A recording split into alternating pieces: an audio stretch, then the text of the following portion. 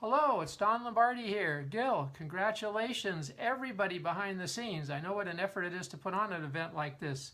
The Valley Percussion Festival, another valley altogether I grew up in was the San Fernando Valley here in Los Angeles, where there was also percussion festivals, some I participated in and a lot that I watched. It's really important now that we can reach people all around the world with these festivals, and what a list of artists that you have.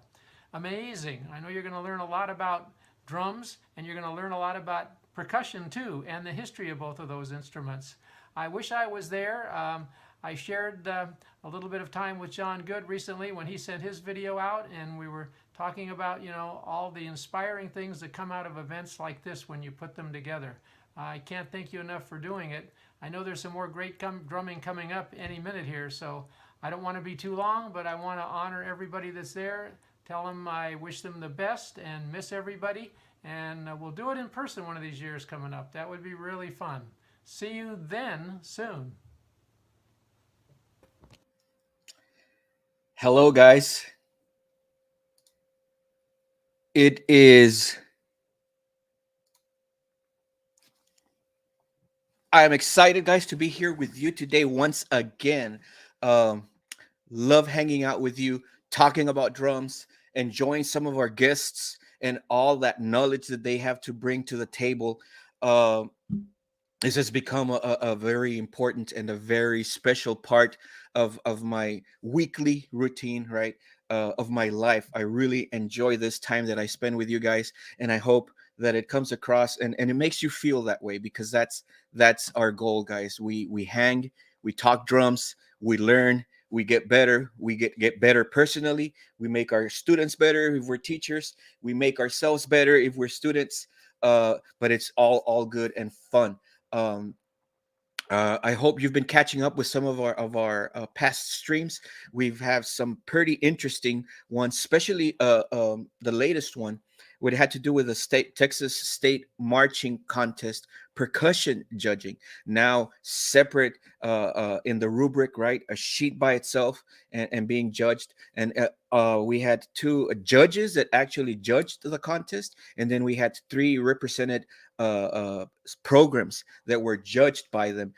Amazing lineup: Brian Zader, Julie Davila, Kenan Wiley, Hector Hill, and Joe Hobbs.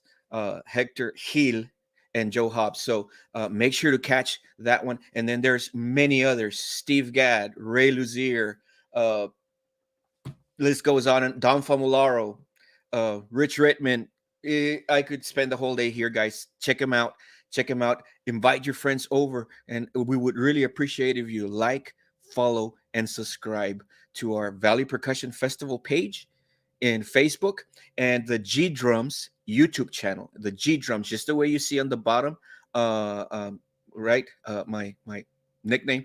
That's the name of the channel in YouTube. Look it up, subscribe, hit that bell. We would really appreciate it. And if you have suggestions of who you might like to see here, guys, or any topic that you might like covered, please let us know. If you one thing that I'm going to start to heavily encourage, guys, if you want to showcase your students, reach out to us, reach out to DM us on our Facebook page, and we will gladly, guys, gladly work out something so that we can showcase your students as well. um, wow. What a guest we have today. I am super stoked. Extremely knowledgeable, experienced, quite a bit of experience under his belt, and his delivery method. He is what I like to call a consummate teacher or educator. Um, Marching season just finished, but indoor season is, creeping up on us really quick. How can I teach my freshman bass drummer how to bass drum, right? How can I clean a line? What would be a good tuning? Uh, Practice etiquette, right? Performance etiquette, and maybe one topic, guys, that is not much talked about, but I personally am a big fan of, is when it comes to rehearsal etiquette. What role does the parent play there? The parent of our student. and we might be able to touch a bit upon that. But without further ado, you're not here to see me. You are here to see Mr. Brian Chavez Lowe. Sir, it is an honor, honor to have you here. How are you doing, sir? I'm excellent. I'm excellent. It's so good to see you on this screen. I feel like the privilege is all mine to be in your company and to get to just talk shop. It's what I meander on about the best. So glad to be here. Excited to get some questions and move on. Yes. Well, I'm stoked. We've talked a bit before this, and also in the past, we've ran into each other. We've had a friendship that goes back a bit, right? And your knowledge, sir, it just overwhelming.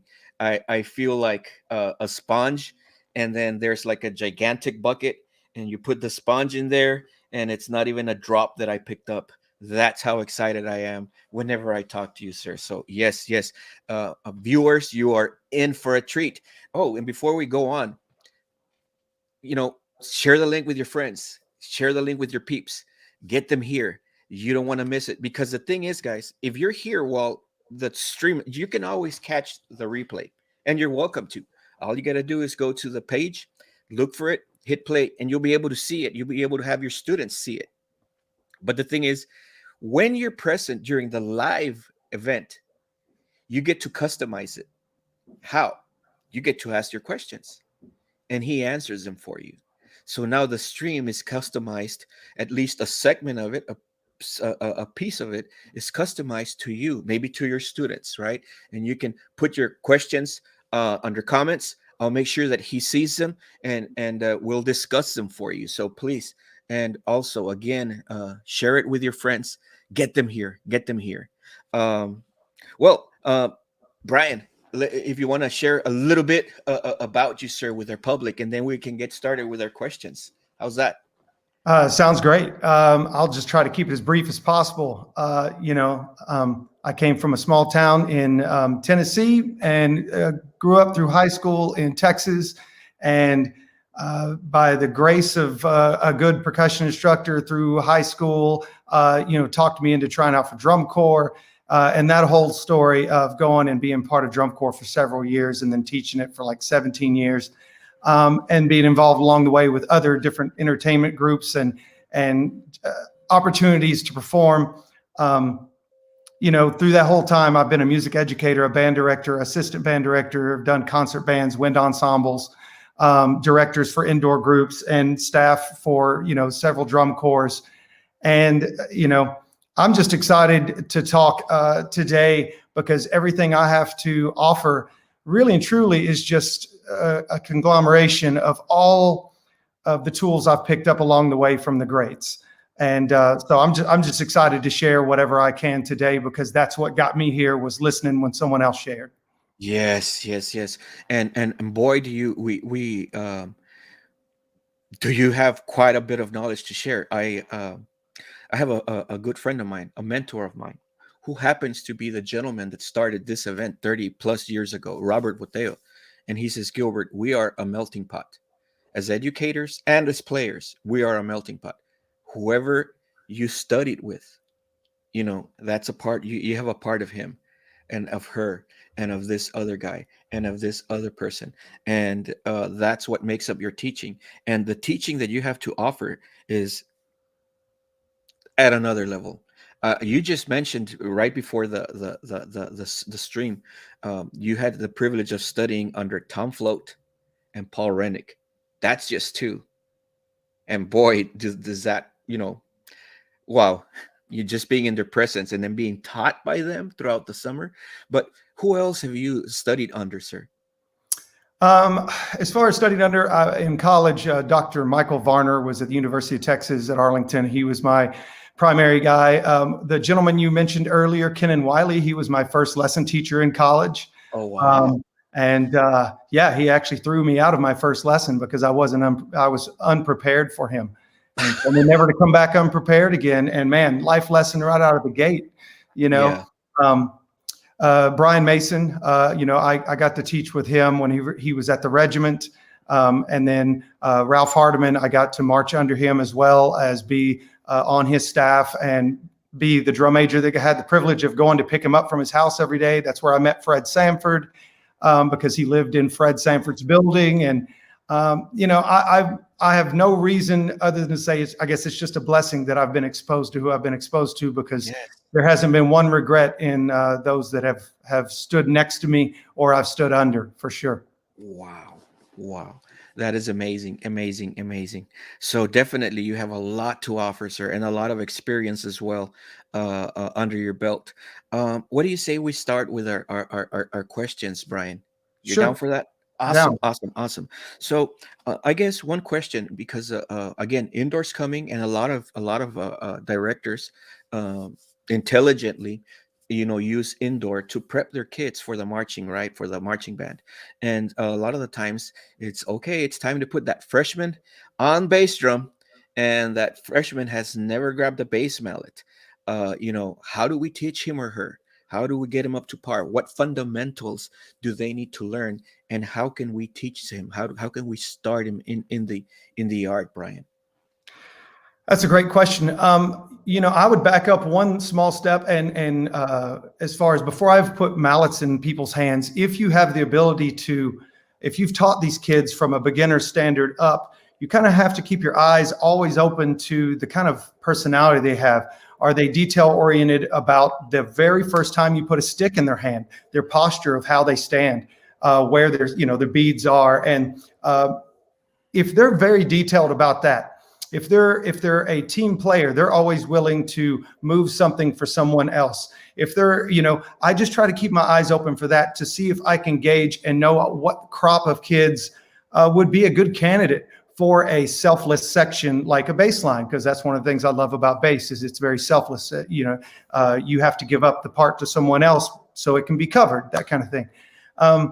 But so once I kind of know, all right, here are the people that I'm looking for, as far as their personalities go, then generally I know that if I put a mallet in their hand and I say, you specifically have to hold the mallet in this way, and I know this question isn't necessarily about the exact way that I teach my beginners bass drum, but I do start with their posture. I start with how they stand, because if they have bad posture, I don't want to put a drum on them for, especially one that there's multiple sizes. So you have to figure out which one fits their body type best. And, I don't want to spend all day talking about just the fundamentals of how I teach bass drum, but I do start with the posture, tell them how they should stand, their relationship to the drum, regardless if it's on the carrier or if it's on a stand. We start with their grip, and we actually start with their grip in a beginner position. I start my beginners with match grip, and that's how I actually start my bass drummers, so that we can detail the takeaway stroke for path. Because my philosophy is everything is basically an upstroke on bass drum. I don't really consider anything a downstroke on bass drum for other reasons. We can get into that, but we really work on takeaway. And I know the beginners, when I teach them as beginners, whether they'll sit there and work on that with me for 20 minutes before they get tired. So I'm looking for that kind of kid who can be that detailed, because that's going to allow them to purely rebound the way I want them to rebound as we get into other exercises or other developmental processes of stroke. But we start with hanging their hands at their sides. We bring them up just like beginners. We look at the angle in which the stick is coming out of the hands, and then we look underneath the hand to make sure everything is in its place. And when I say everything is in its place, is I believe all fingers should be on the mallet through 95% of what you do as a bass drummer. Now, I believe that the process of how much tension you put inside the hand should be very little. I really try to hold the stick and never squeeze the stick. That's what I do. And once again, that goes a long way with relaxation for the upstroke. But once I've got their hands looking appropriate, the right amount of the mallet coming out of the end of the mallet, I don't want them holding like an IP240 and they've got like 4 inches down here. We address that. We address the shape of their fulcrum, where their thumb placement is. And then once I get that looking good, then we really start with that takeaway. And we'll work on that for a while. We'll talk about the different takeaway process of up to a certain height. And then we isolate and really try to teach them, when does your forearm start getting involved in a stroke? Because what I do is I do a takeaway up to a certain tension in the wrist, because at some point you run out of relaxation in that wrist break. And that's when you start implementing a little bit of forearm. So we'll talk about that for a little while. And if they can stay with me through that kind of rehearsal, I know they've got a chance to be a good bass drummer, because it does come down to that technical aspect and being able to rep something a million times, regardless if you are involved in that split or not. Are you still on the same page with the instructor? So once we get that done, building that grip, they hang their hands at their sides again. And to get to the center of the drum, I just have them bend their elbow until their forearm is perpendicular to the ground or horizontal, however you want to think about that. But get their forearm flat like this. Shape of their hand is just like it was hanging at the sides. I get their mallet in the center of their drum. Once that's there, I make sure I try to get my bass drummers as much as possible to keep their elbow at their side, not too far behind, the chicken wing effect on like those 16-inch drums, or heaven forbid you're using a 14 on top. And then the ones that are way out in front, which I know there has to be some variation. There's going to be some variation body type, but we really try to get as much as possible the shoulders to hang loosely so that your elbow's at your sides, your forearm is flat, and then your mallet is in the center. When all that's done, then we work on that same process of the takeaway that we did like this. We want to make sure it's the same. So how am I going to get that viewpoint, like you see right now in the camera, to be the same here? Because that's not the same. We can get in a mirror all we want and look sideways in a mirror, and it's not going to give us exactly the same thing. So what I typically do is I'll actually have them hold a phone in front of their takeaway, or they'll put their phone on a stand, or we'll actually put, so this is the better vantage point, we'll actually put them in front of mirrors at an angle, not the typical side angle, but at a 45. So that they can see that takeaway this way, because that's going to develop that. Once we've got the takeaway solved, then we have to talk about, okay, are you truly relaxed enough and understand how to get the mallet to come back out to your starting point? So when I say starting point, I mean, let's say everyone uses inches. Sometimes we'll talk about 12 inches, right? 12 inches being like 3 o'clock on a clock with the mallet.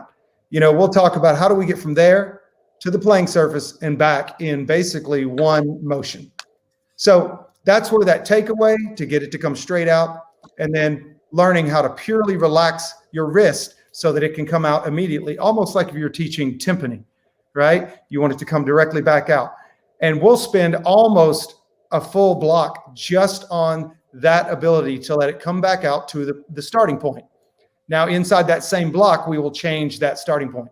We'll go from the 3 o'clock to the 2 o'clock to the 1 o'clock, and we'll have them come back out to that same spot. And that's how I start everything. I start unison. I stay unison for as long as I can, using the timeline of, sometimes you just got to get the music taught. Sometimes you got to get the exercises taught.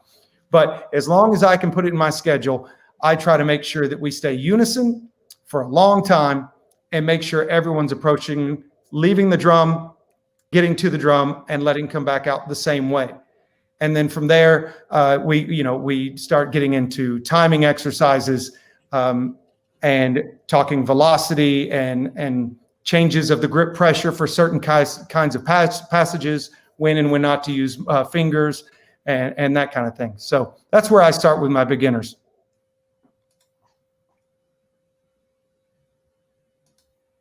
Good. So I really like what you mentioned, and it makes a lot of sense.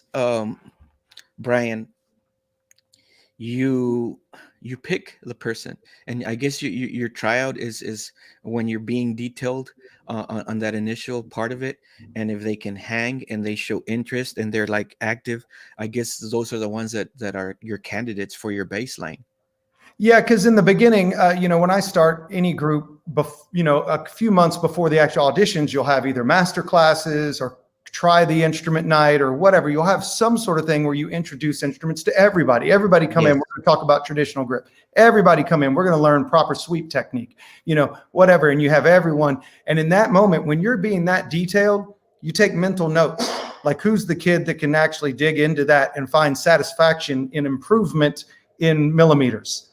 You know what I'm saying? Instead of, oh, by the end of this, I'm going to be able to split anything. Well, yeah, you may be able to split something. Is it going to look right? Is it going to sound right? Then you've driven in the wrong direction. Yes. You know, because you're ultimately, as you know, you're going to end up being unsatisfied with the technical look of it or the sound of it. You know, Yes. because you know, I to get on a soapbox for a second, there was a phase of bass drumming where it went to crazy splits and quality wasn't really a priority.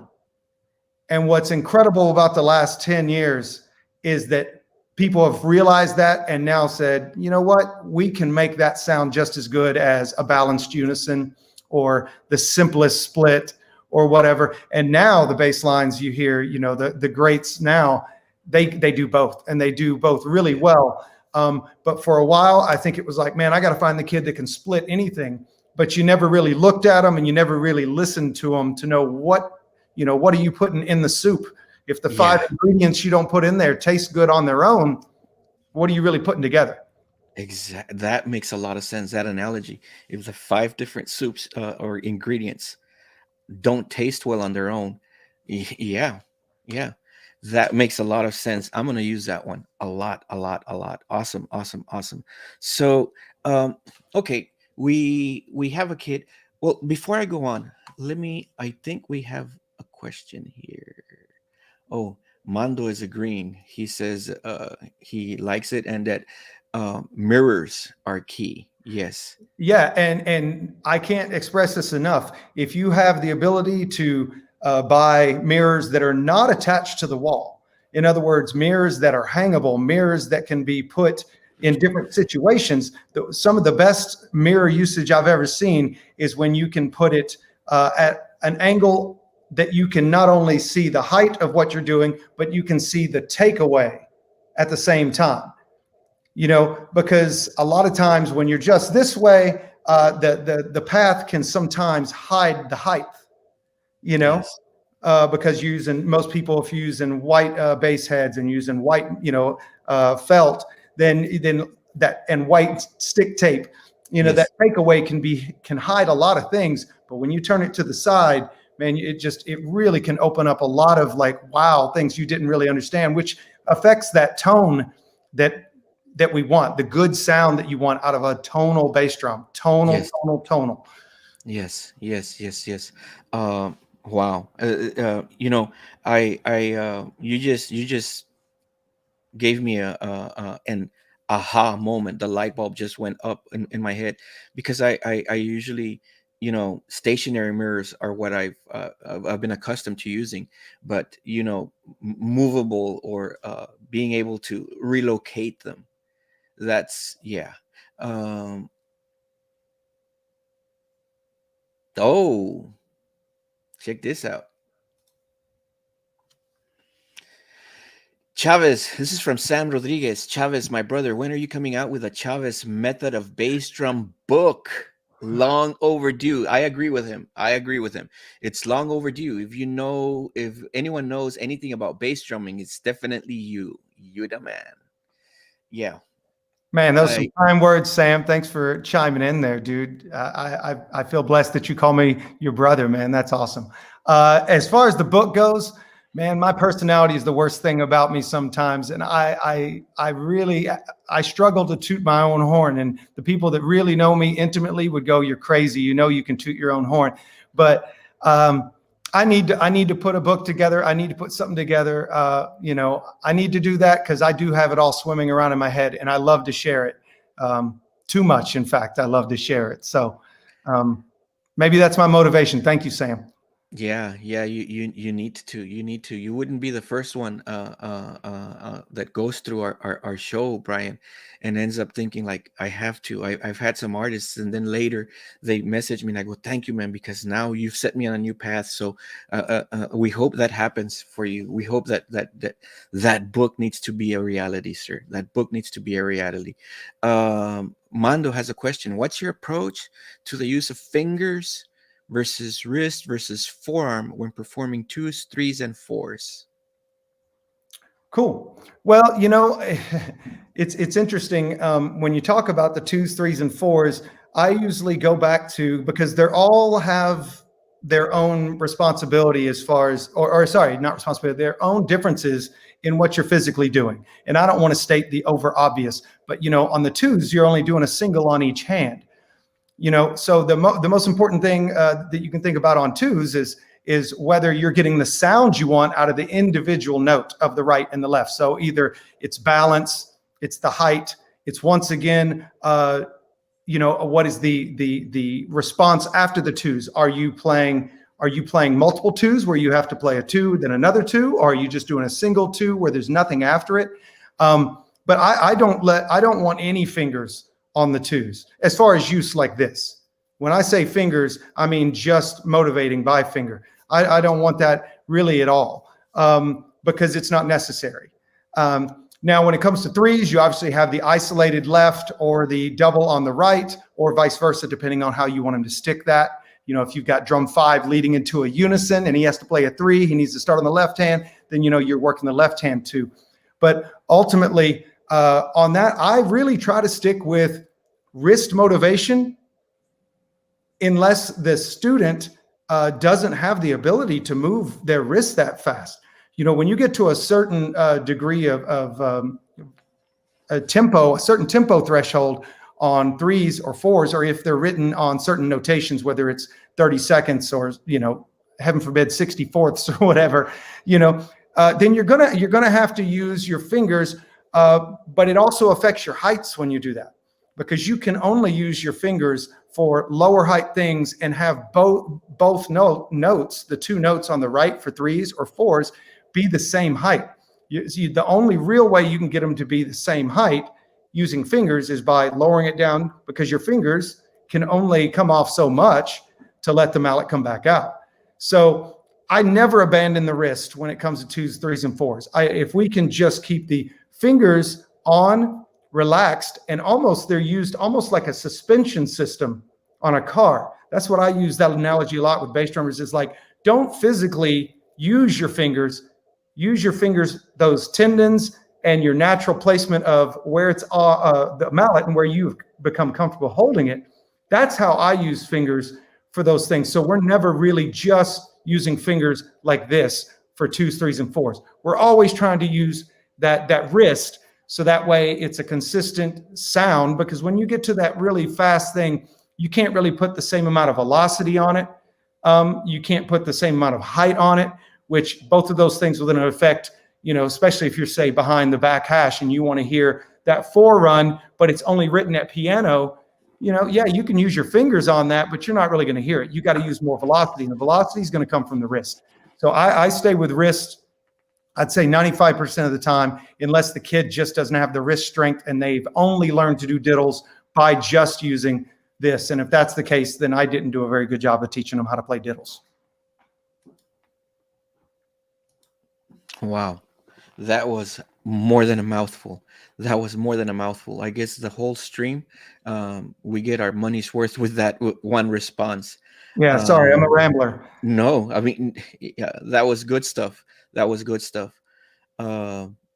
He appreciates the information. Platinum material. Yes. Awesome. Okay. Again, guys, viewers, please feel free to post your questions as you're noticing.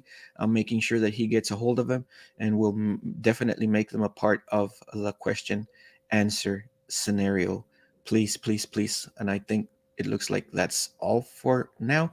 Awesome. Make sure you put your questions in, guys, please. How about performance etiquette?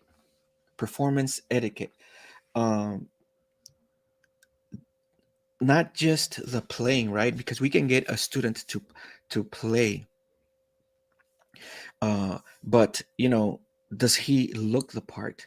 How do you practice performance? How do you practice that? How do you make that a part of the rehearsal? What's your scoop on that, sir? Well, I'm gonna talk about a little story about I'm a golf buddy with a gentleman named Richard Kearns, who's the percussion director for Burleson Centennial High School. And he has an incredible outdoor as well, but an incredible indoor percussion program. And we visit about things like that. And one thing that he told me a while back that I was like, wow, why do I put the cart in front of the horse when I'm teaching performance? And what I mean by that is, what he told me is that before you can teach performance, you have to expose performance. So the first step is, are you exposing your student to enough videos? Are they watching people perform? Are you coaching them up on, like, okay, I'm going to turn the sound off here. Can you tell, is this an aggressive section? Is this a mellow section? Is this, just by the facial expression, whether or not they change their posture, the amount of arm that they use, how they're feeling the tempo, whether it's a head bob, whether it's, old school heel down, toe, tapping the toe, swaying, whatever you're using as your tempo maintenance visually. Just have them watch groups and have them answer questions. Ask them about the performance. What do you notice, through different scenarios, different moods, different tempos, different just overall show concepts. And once they can do that, then you've at least given them a few tools to kind of go, okay, whenever this section, you're wanting me to look more confident, I got to make sure I'm standing up really straight. And if I'm if I'm supposed to look like, the one to be watched right now, then I got to make sure that I'm making eye contact with whoever I want to notice me. And if I can't find it there, I'm going to shift my eyes here. But basically, almost with a visual invitation to be watched. So that's what I tell my students is like, okay, yeah, you got your eyes up, but what are you looking at? Are you just staring into space? I said, I want you to find someone, connect with someone, invite them into your space, invite them into your emotion. Because if you are just putting if you're just window dressing, you're looking this certain way because your instructor said, make sure you look mean here. Okay, well, that's a part of it, but are you doing it to an extent to where someone feels affected by that? Not necessarily they just notice it, but are they affected by it? So, in the early stages, it's like, okay, fine. You can write out like a melody or a split or a cadence, and just, okay, guys, we're going to go from A to B in this cadence, and let's put an emotion to it. And just go down. Okay, Ricky, you're on drum 3. Let's start with you. How do we want to emote this chunk right here? What does it say to you? Oh, this sounds goofy to me. Great.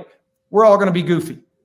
Think about the goofiest thing, and I want you to make me almost laugh at how goofy you are during this. Almost taking my ears out of the equation and completely going to the visual.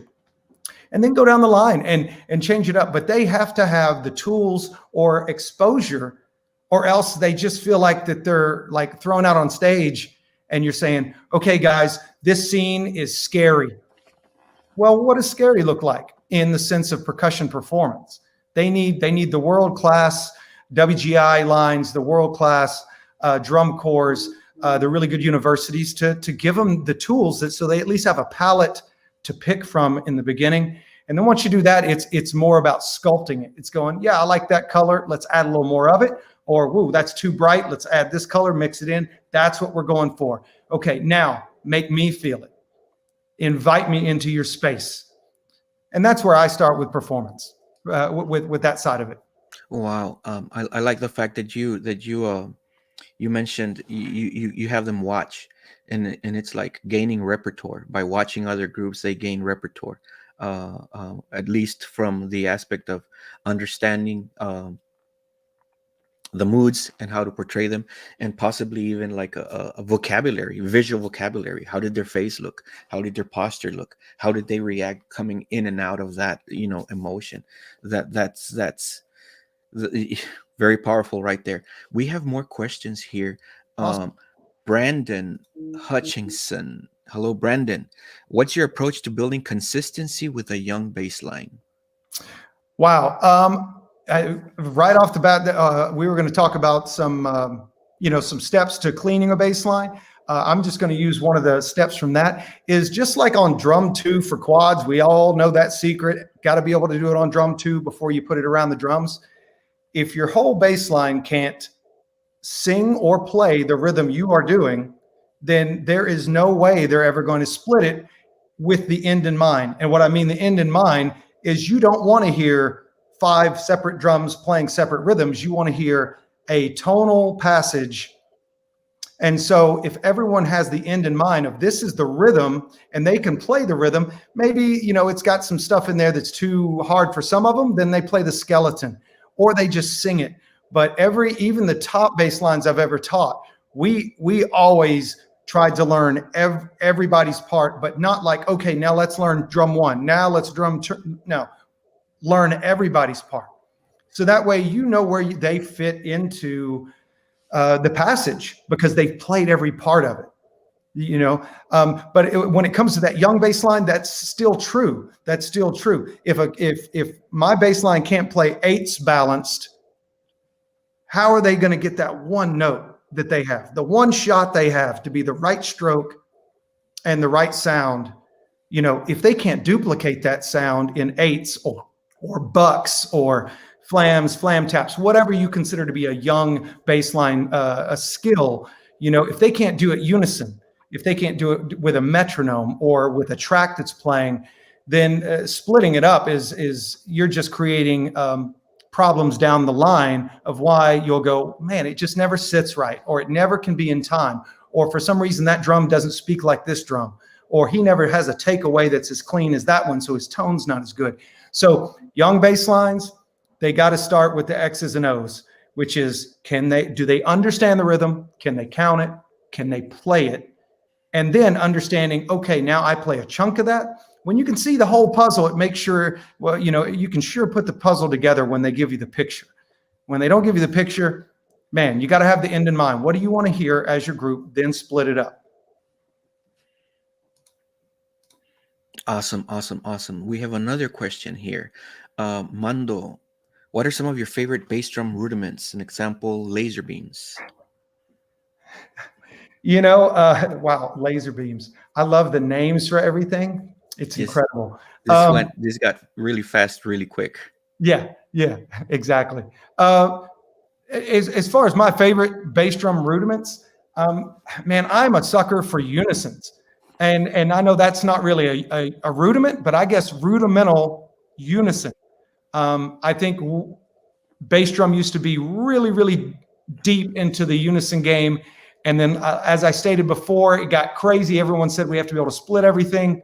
You know, I like music, and that sounds weird to say it, but music connects. Things always phrase a certain way. So like, for example, the lasers thing, I'm cool with that. I'm fine with that because it makes musical sense. There's a direction to it. It's either, you know, ascending or descending, but there's a direction to it. So any kind of split that I like, I don't like crazy splits where it's like, man, what if we could get splits between 1 and 5? Well, you know, you can drive your car with your feet if you want to. It doesn't make it a good idea. You know, it needs to have musical sense and musical direction. So any sort of split that leads me to the phrase or the peak or whatever, then I'm a fan of. Those are my favorite. But the old school in me is like, I love hearing, if you can give me a bass line that can just reef some flam drags with quality and it's balanced, you know, then whenever you go to play that individual flam or that individual drag inside of a split, then once again, it's the soup analogy. It's like if everyone can smoke the flam drag, then splitting it up is piece of cake because you already know they can play every part of it. So. Awesome, awesome, awesome. And we have another one right here from Flans. This is Joseph Rangel. How are you doing, brother? Lowe is a god bass instructor. I agree. Totally agree. When a short or muted sound is desired, how are some ways that you approach the muffling/muting system? Okay. Well, if, you know, I'll start out with, like, if you were to hand muffle, you know, I'm a big proponent of, I never let bass drummers take thumbs off the mallet. Never. And there are plenty of groups that muffle in different ways, but, you know, a hand muffle, I always have them keep the fulcrum set and just take the 3 fingers off. And then they use the fat part of their palm and the 3 fingers, but I never want them to break that fulcrum because, as you know, Gilbert, I hate seeing a bass drummer that's giving me the thumbs up when they're playing splits or playing anything. It's just technical disaster. But I don't think that's what you're asking about. That's just my 2 cents about how I like to muffle. For the shorter sound, I think you also have to ask yourself, are you talking about like you want a staccato sound, or do you want an actual dead sound? Because there's obviously the dead stroke, press straight into the head, also mute the side and get that really, really short sound. You can get a tonal mute where you basically where you can actually move where you're muffling the drum. And that's something you don't see a lot. You don't see people who will change where they're muffling the drum, because that'll actually change the length and amount of tone you get out of the actual stroke, or the desired effect you want. I found that if I want really, really short or short or staccato sounds at the lowest dynamic, I find that a lot of tension in the fulcrum and then a lot of velocity from whatever height that is will give it an articulation that you want in a staccato note, but you're not really letting it rebound out to pull the sound out of the drum, which will then give you that shortness of it, but you still have the articulation.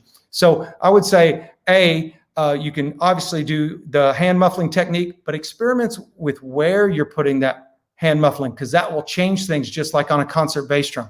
And you'll be amazed at that detail and how much credit you'll get from a judge when they notice, wow, that's an interesting sound you're getting. And then they notice, wow, you're muffling up like 4 inches from the edge, or, anyway, something to mess with like that. But the other part of it, like I said, it's all about, I lower height a little bit. If I don't want to hand muffle, I lower the height, put a little more velocity, and don't let the full rebound happen after it.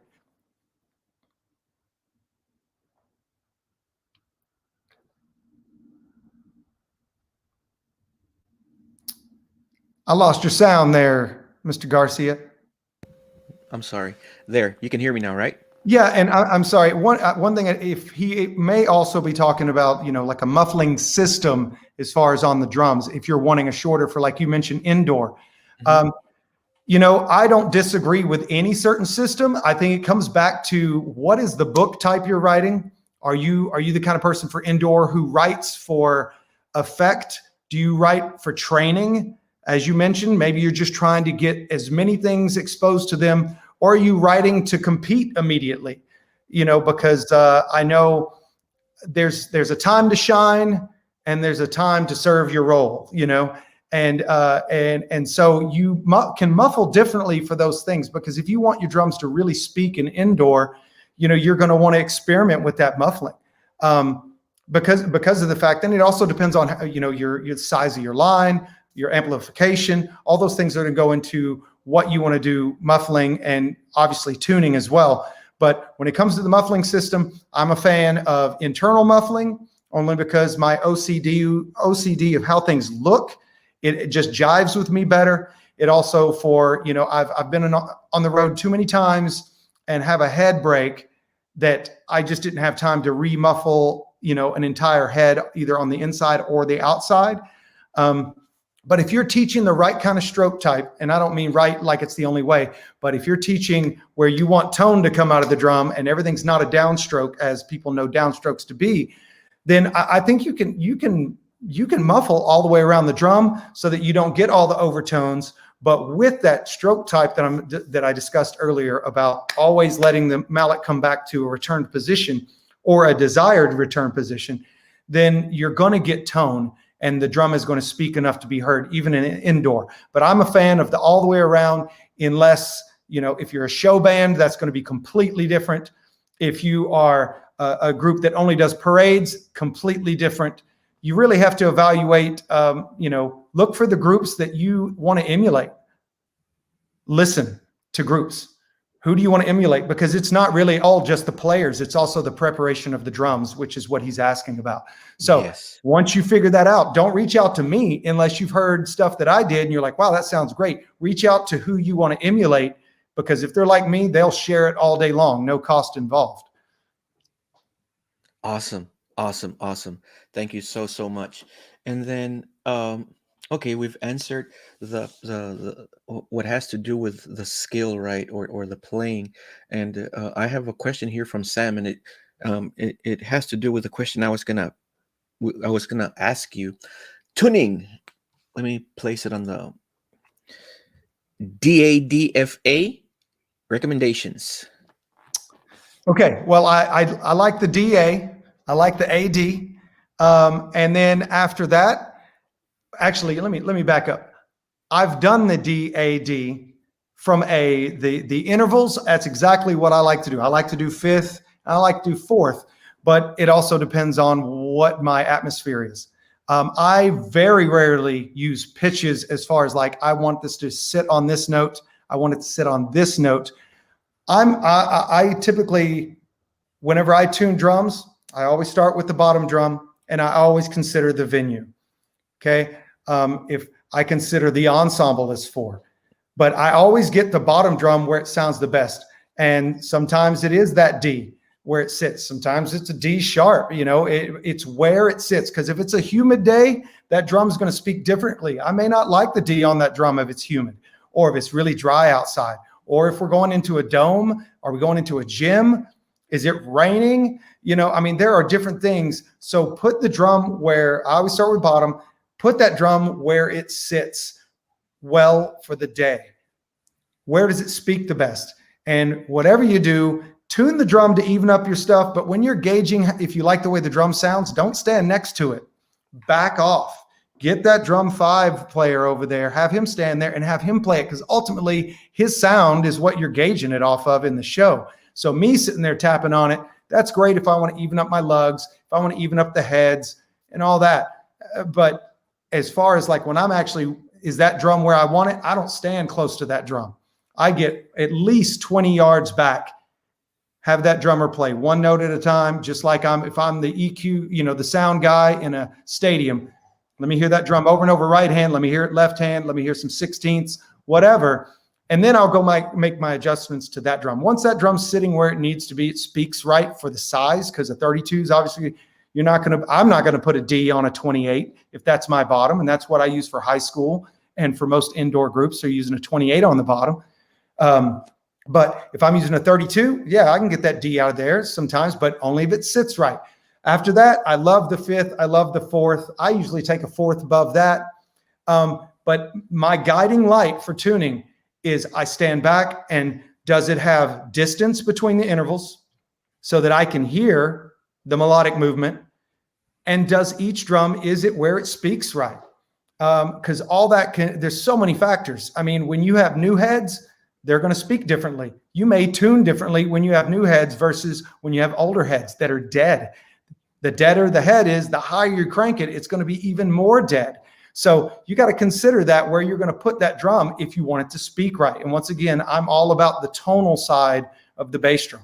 So great question. I like what you have there in your intervals. I've used that before, and I think it sounds good, but I just never lock yourself into a tuning scheme. More lock yourself into a philosophy of what you want to get out of the line once you hear it from a distance. Keep the end in mind always. Nice. Thank you so much.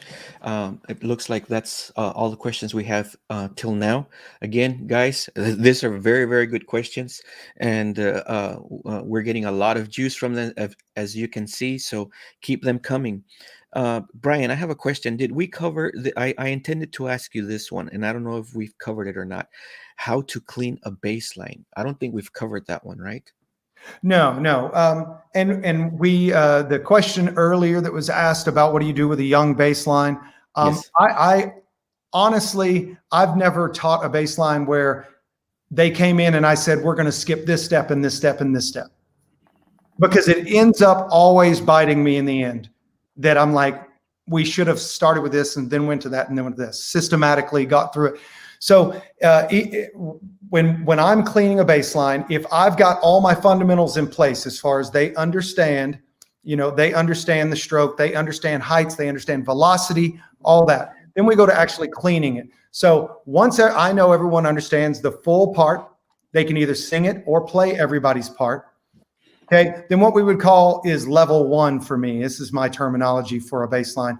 Level 1 is where everyone knows their individual responsibility. I could turn on a med. I could say, okay, Kenneth, what is your counts in this bar? They can tell me what counts they play on. They can tell me how it relates to the foot that they're on. And then they know how it relates in dynamic structure to the bar, where you're at in the phrase. And all those things I consider level 1. If they can do that, then that means I could turn on a metronome and then go, okay, everybody, we're going to play this phrase. And it should be relatively close because everyone understands how their part relates to the met. They understand how it relates to the other parts around them because they've already played it as a unison pattern. And then lastly, they understand the direction, even though maybe it's not balanced direction yet, but they understand the direction in phrasing. And you, once again, keep the end in mind from the get-go. Don't ever play a musical phrase without discussing the dynamic and your direction. Music is about going and coming. And if it's not, no one goes to the wave pool at a water park and sits in it when the waves aren't on, right? They want motion, right? So that's level 1. Level 2 is when then I actually tell the bass drummers they are allowed to now listen outside of their part. Level 1 is just an individual thing. Like you have 5 individuals in separate recording studios. They have a metronome on to the same, and here we go. And then you mix them together, and here's your bass split. That's level 1. Level 2 is now you're allowed to listen outside of your individual part to make sure that you are connecting rhythmically correctly. Are you connecting with that dynamic phrase that you sang or played unison earlier? And then you clean it from there. So I don't allow them to, until they can play all the parts and nothing's missing, I don't want them to listen outside of their drum. I just don't. So get them to listen outside of their drum, then they can start balancing the unisons. Then they can start balancing where the direction's going, listening for interp and differences in the velocity they're using on certain passages. And then level 3 is like, I guess, the most advanced level, which is now you have the freedom to talk about, all right, do we want to push this? Do we want this to kind of settle? Do we want this to grow in intensity in a certain way? But now you're allowed to kind of manipulate the whole passage as a group to have a certain kind of emotion to it, but musical emotion in this situation, where like now we're really going to dig into, is everyone using X% of velocity versus X% of height? Is everyone now, are we going to use forearm on this unison versus we're just going to lead to forearm on this unison? So I start with those levels to kind of really put their mind in one spot, like so that they're not already thinking down the road when they're in that individual phase of just learning the music. Okay, learn yours as it relates to what you did when you learned it unison first.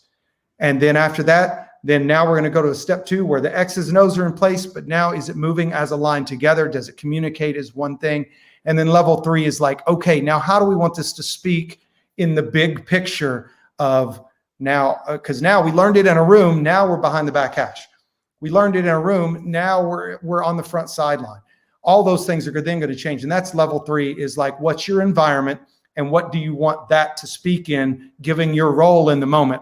Are you the servant in that, or are you the shine in that moment? Because that's also going to change how you prep that piece of music. Nice. Awesome. Chad, how are you doing, sir? Thank you for chiming in. Chad, I'm sorry to interrupt, Gilbert. Chad, thank you so much for the question. Good to see that little picture. Right now was he just made a comment. Valuable info. He's a director down here in South Texas. He's Tyler Dempsey's brother. Oh, yeah. Tyler, right? Yes, I taught with Chad at the regiment. So okay. Yeah. Nice. Awesome. Next question. We have a couple of more questions, maybe 2 of them to go through. So again, we're kind of tapering our viewers. We're kind of tapering towards the end of the stream. So if you have questions, please make sure you get them in. The next question here is any questions that you are asked frequently in your clinics? Because, and I'm very interested in this, Brian, because if it's a frequent question, it's very likely our viewers have it. That's one thing I learned in college from a professor. If somebody has a question, very likely, the majority of us have it. So which ones come to mind, the ones that you probably resonate, that you hear the most? Probably I get asked a lot, like, okay, because they know that I'm a dinosaur, that I'm really old. They'll ask me, like, when did the technique go from, like, okay, everyone wants the mallet almost at, like a 60-degree angle, and we use doorknob rotation. How come that was abandoned? Why do you use the wrist brake versus the rotation? Because there's some incredible groups that use rotation. Incredible. So there is not a right or wrong way. But when they ask me, when did that happen, or why do you use it, more importantly, is, once again, I come back to tonal. There's a reason why we want to upstroke everything on timpani. Most people do that on mallet instruments as well, is pulling the tone out. Anything that can make my student think tone before anything else, I feel like that's more musical, because tone connects to all the instruments as a common denominator, right? Yes. You're not all going to have the same rhythm, but you all desire good tone. So everything I do, from how I muffle to talking about the takeaway and talk about the rebound, is explaining why I use wrist brake, is because I feel like I can say that to a student who's already played on a pad through their entire 6th or 7th grade year, and they were told, why do we let it rebound up? Well, as an instructor, there's a million reasons why we do that. Mm-hmm. From the look of it, we don't want to damage any, tendons, tendinitis. We know that we're sharing responsibility of rebound with the surface now. We're letting the drum do some work. There's all these reasons. Then there's no reason to abandon those concepts when we go to sideways bass drumming. Yes. And that's why I start my drummers always flat like this, talking about the takeaway, talking about the path. That's what I get asked the most, is why I do that. And I feel that the marching bass drum on a field, in all the different applications, there's tuning philosophy, there's muffling philosophy, but I think there's so many things built inside of the takeaway, the rebound, the structure of velocity, that really affects the tone more than the muffling and the tuning. Yes. Because that is the player-driven side of it, is the technique. So that's what I get asked the most, is why do I use the wrist brake? And I feel like it's because I can relax the most. I can let the drum speak the best. And I feel like as an educator, I have a better handle on how to get that mallet head from A to B and stay in that plane. Yes. Because I've noticed when I try to play rotation, that the first thing that happens is my mallet dips down out of the plane like this. Yeah. Now, the great teachers, they know how to teach that rotation, and it stays in that by using a combination of forearm and other combinations of things. But for me, I feel like I can't get that immediate rebound for tone unless I go wrist brake. I feel like everything else is affected a little bit more in a negative sense, at least from my teaching, if I try to change that. Yes, and it's as a public educator, public school educator, we always have deadlines, and we have competitions on this day and on this day and on this day, and then we have the concert band going on at the same time. We have solo and ensemble going on at the same time. We have multiple things that our kids, need to be a part of. As we're going, and if we already have this part here set since 6th grade, I mean, it's just going to be a much quicker transfer. Your line's going to sound a lot more mature quicker, because they're doing something they've been doing since day one, right? I've never felt comfortable standing in front of my beginners and saying, okay, from here now we are going to rotate out on your pad. I want you to rotate, and that's how we're going to play eights. Yeah. I've never done that, and I don't know an educator that does. So like you said, I'm a one-man show when it comes to my school. So, I don't have time to like you said, break down something that honestly, in my musical opinion, is solved best by doing it the way you already know how to do it. Yes. And it shortens the learning curve. You know, it's more, you're teaching the unknown with the known, and in this case, very familiar, very known, if that makes any sense. Robert, the originator of this event. Hey, Chavez, like your approach. He always catches these streams. He's a you know Robert, right, Brian? Oh, I do. Hey, man, I Awesome. hope you're doing well. I got to judge All City with your brother just a couple of nights ago, so that was a lot of fun. His brother Carlos works in the Yes. same district as me now, so we Oh, get to hang wow. out a lot. That's awesome. That's awesome. That is awesome. We have another question here from Sam. Developing smaller students to carry, other than establishing good posture techniques, are there any other exercises or routines you have them work on to develop strength in their bodies? That is a good question.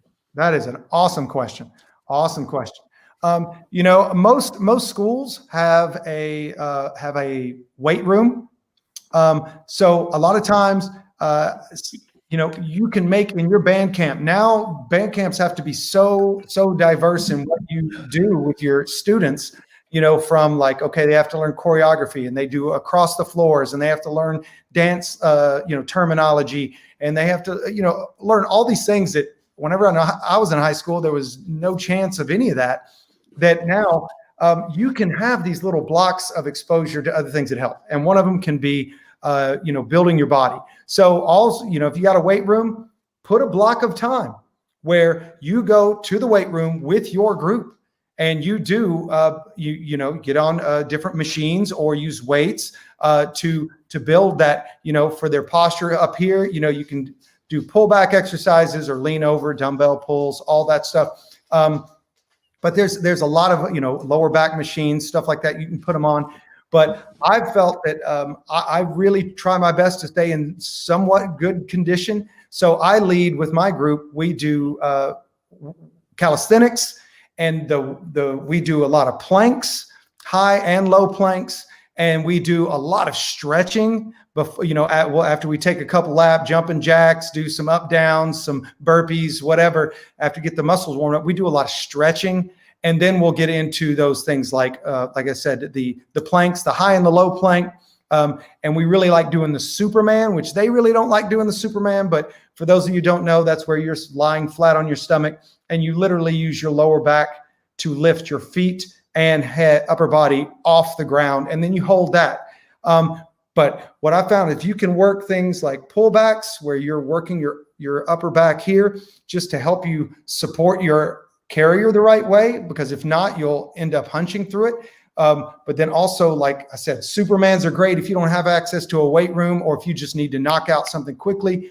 You know, other things that I tell our kids to do, the first day of band camp, I always tell them, all right, you should all have this long that you are brushing your teeth every day. Like this, you can't brush your teeth in less than like a minute, you know, you just can't, or else you're not doing it right. Then I want you to do calf raises during that time. Every time you brush your teeth, you're doing calf raises. Okay. Then at night, I want you to do squats. And then the next day, you're going to go to calf raises again, or what we call good mornings. Good mornings are when you're standing straight up and you just bend over at the waist, keep your back straight, up and down like that. Yeah, there's no weight resistance other than your upper body weight. But that time, I just tell them, you know, you're going to have to do this. You know, your only option is to look at yourself in the mirror after you just got up. So it's not that pleasant. So take that time and do something productive. Do your calf raises, do your good mornings, right? Do your squats. But those exercises like that go a long way. And stretching. You know, I tell especially my bottom bass drummers during camp, when they go home, they need to get a heating pad or something hot, put it on the lower back, warm up that muscle, and then just stretch, and then save the work for the next day. But stretch at night after each day's over. Oh, wow. And so I have one little tidbit. I haven't had to ever use this a lot, but he mentioned like smaller players, that even a smaller player, a drum that's not heavy over time can affect their posture, or, you know, they don't get the weight to work them out. Like the bottom bass drummer, the four drummer, they don't have that weight. So just like you've seen probably brass players do this, they'll put ankle weights on their horn to kind of add weight to it. So then you take, like taking a bat weight off the bat, then it's light. Man, you can take ankle weights and put them on top and strap them to the front of the shell of the bass drum to put the weight farther away from their body, which makes it even heavier. Or even depending on if you have claws or clips up top, you can strap them to the clips as well. But, it's never a bad idea. Even the lighter drums, give them some weight there, because at some point, every kid can end up with a back problem if they haven't built the muscles, regardless of the weight. Yes. Very, very true. Wow, that was a loaded response there. Thank you so much, Brian. One last thing that I'd like to cover. This is our last question that we had programmed for Brian. So if you have any final questions you want to get in, guys, please do that now. Rehearsal etiquette, and when we talk about rehearsal etiquette, almost 100% of the times we think of the student, right? And the student has to be there. You have to be present, amongst other things that we require of them, and as far as rehearsal etiquette, behavior, learning behavior, etc. But when it comes to rehearsal etiquette and being present, being there every single time, there's a factor that's really important that sometimes as educators we really don't address. We sometimes think about it, but we don't relate it, and it doesn't I have to do something about this, right? And I had that one moment where that happened to me, so I was a victim of this, and I'm sure a lot of us are. The parent has to be on board as much as the student, not just the student, because sometimes I've had students where they're gung-ho, they want to be there, and then they'll show up one day all sad. It's like, how come you're late? It's because my mom, my dad, they wanted me to go to the store with them before they brought me, or they're all down because they wanted to be there but they can't.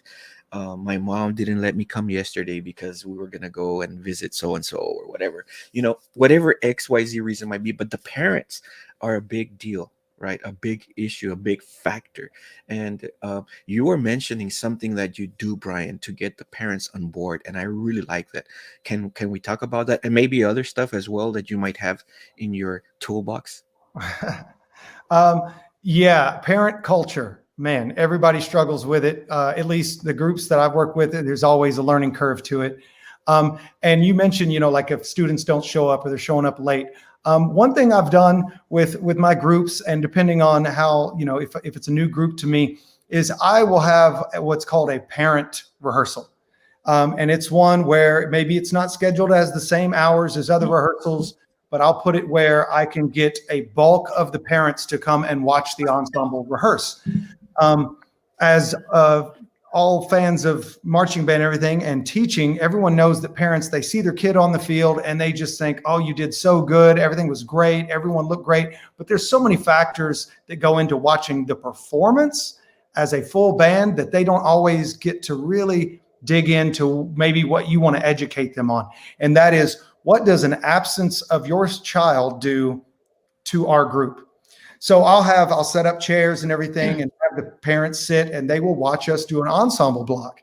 And so we'll play, we'll perform, and I'll kind of point out things to them. Hey, do you notice, do you feel like everyone's trying to connect with you? Can you see your student is engaged? Do you see, is the front ensemble, can you tell what they're trying to communicate to you? And just educate them about, just in general, just what we're looking for as a performance.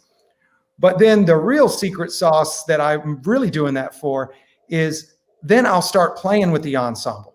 And I'll say, okay, all right, Jimmy, I know you play snare, but the quad music is over there. I want you to go over there and jump on quads.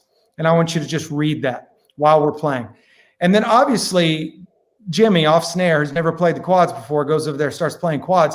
He's making all sorts of mistakes. He's not communicating visually. He's breaking all over the place. And immediately you can then connect the dots for the parents and be like, who here noticed something about that? And they'll raise their hand. They'll say, well, he's not confident on the part, or he doesn't know how to play that instrument, or all these. And then I'll connect the dots for them and say, okay, this scenario is what it's like when a student doesn't practice at home. they come to rehearsal expecting to practice here, they should come to rehearsal prepared so they can learn to perform here, so that I can mold them. So they come here to rehearse. They don't come here to practice. They come here to rehearse. That's why I scheduled the rehearsal. I didn't schedule a practice. I scheduled a rehearsal. And then I'll even go a step farther and say, okay, that's lack of preparation. I'll say, okay, Jimmy, on fourth base there, why don't you come here? I want you to just come up and listen this time. And, and I'll tell Jimmy, I want him to like give me some feedback on how the line's playing.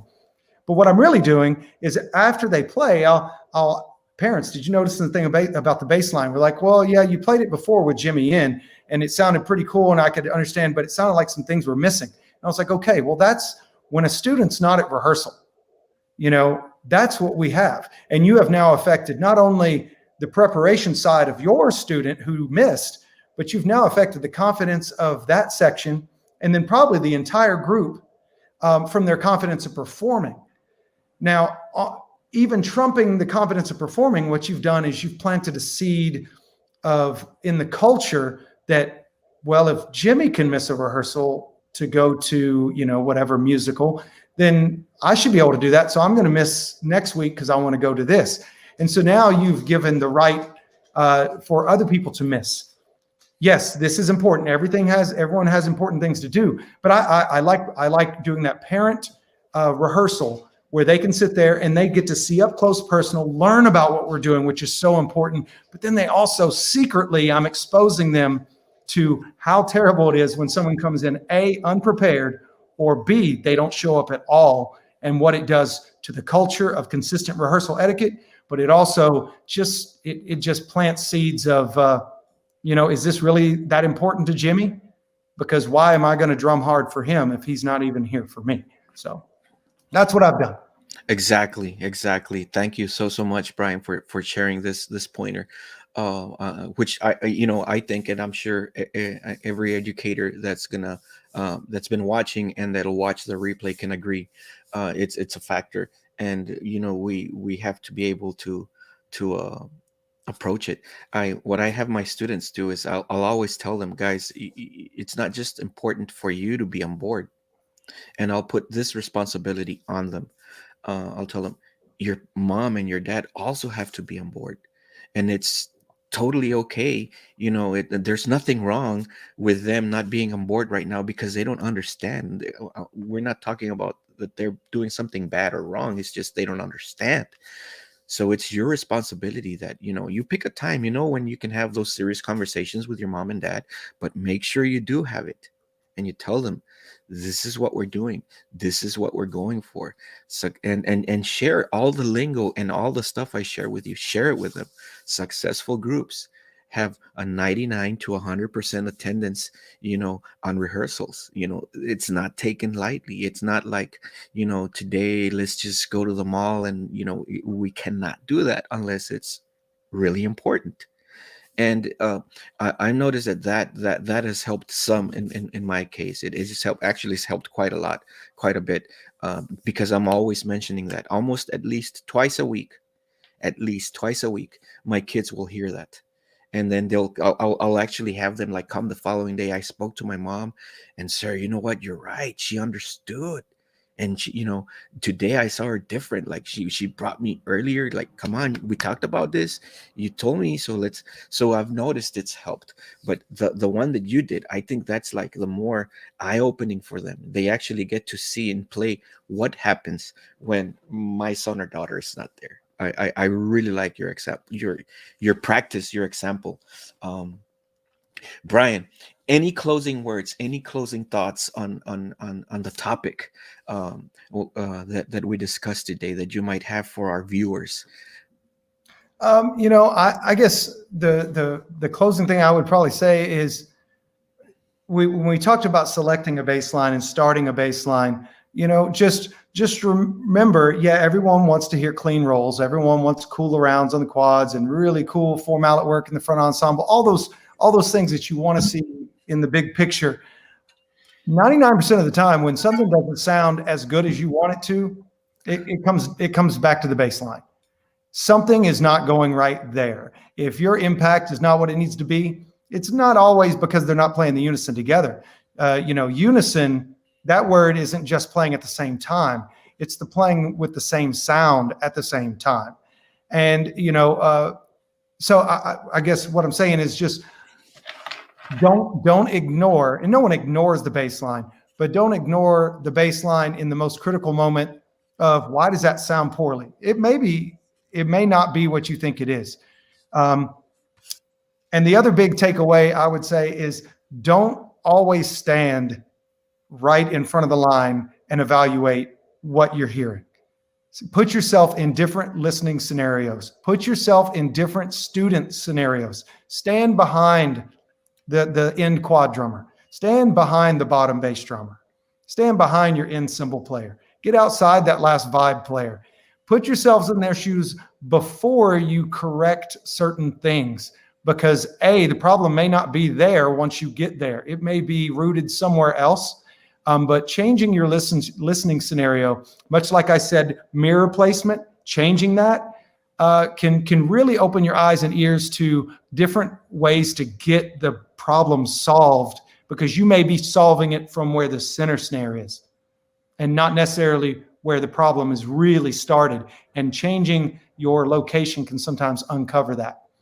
But before we do wrap up, I do want to say I want to thank Remo Drumheads, Yes, the Pearl Corporation, Ahead Drumsticks, my wife, my kids, all my previous instructors and all the people that I've gotten to stand in front of, next to, or behind, because the world gets smaller every day. yes, Every single day. And I want everyone to understand that every time they can keep their mind open to a new philosophy, a new experience, change it up. yes. Change it up. Absolutely, absolutely. Brian, I have a question for you. I know that you write books, right, for different schools. Can you share some of the services that we can hire you for? I know there's different educators watching, and a lot of them watch the replay. Any services, any products that we can hire you for or get from you? Well, the biggest thing I like sharing or am willing to do at any time that I can is sharing information. Okay. So the biggest takeaway out of this is I would love for people to, email me, reach out to me and ask questions that maybe we didn't get to cover, or maybe there's a hint of something that I mentioned that I was like, well, he didn't talk about it at all, but he mentioned this or that or the other. Mm-hmm. I'll talk about it.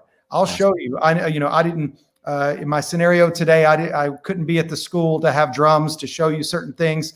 But I'm willing to. So, clinic services all day long, as much as possible. I would love to, but one-on-ones like this with people, I'll do it all day. I'll do it all day. So my biggest service I could respond to would be just information and support and motivation. Yes. Awesome. As we saw all of that in play today, Brian, every time I walk away from a conversation with you, sir, I always feel I'm a way better educator. I'm a way better human as well in so many different ways. So it's always a pleasure and honor to be in your company and to be able to carry on a conversation like today. I was excited about this one. This morning I was driving. I went to get my coffee, and as I was driving back, I was like, I'm excited about this one. I'm really am. I can't wait to learn. And I guess we all get like that when when we anticipate being next to educators like you. So thank you so much. There was some great participation. You after today, after right now, the percussion world is better for being able to have you in this stream, sir. It's super nice of you to say that. And, thank you for everyone who did attend today. And please don't hesitate. It was okay for me to share my email, Mr. Absolutely. Is it the one that you sent me last time? Yes, sir. So you want to put that up there? Yeah, I'm going to put it up so they can see it and they can hit you. Oh. guard dog.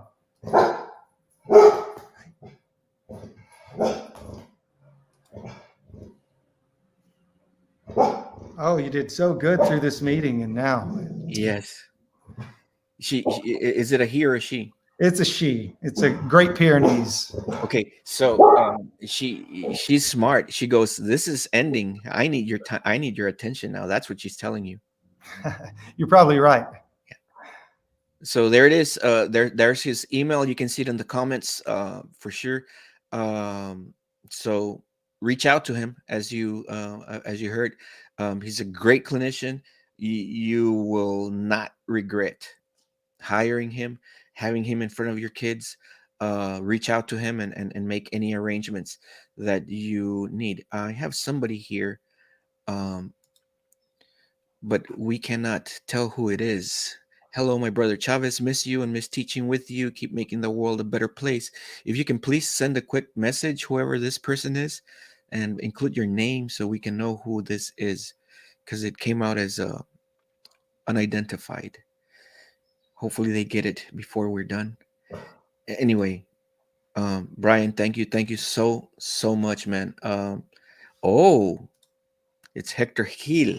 Oh, hey, brother. Yeah. Oh man, that's one to be followed. Yeah. Yes, he's an amazing educator himself. We had him in that roundtable a few weeks ago, and we need to have him do a segment solo like you. Yes, you do. Hector and I, we taught on the same campus back in the mid 2000s at James Martin High School. He was like he ran the lesson program and kind of teched the battery, and it was some good times, and it was a good group. So I knew there were special things ahead for him once he graduated from me holding him back. He has an amazing group, an amazing program. He did a clinic at TMEA a couple of years ago.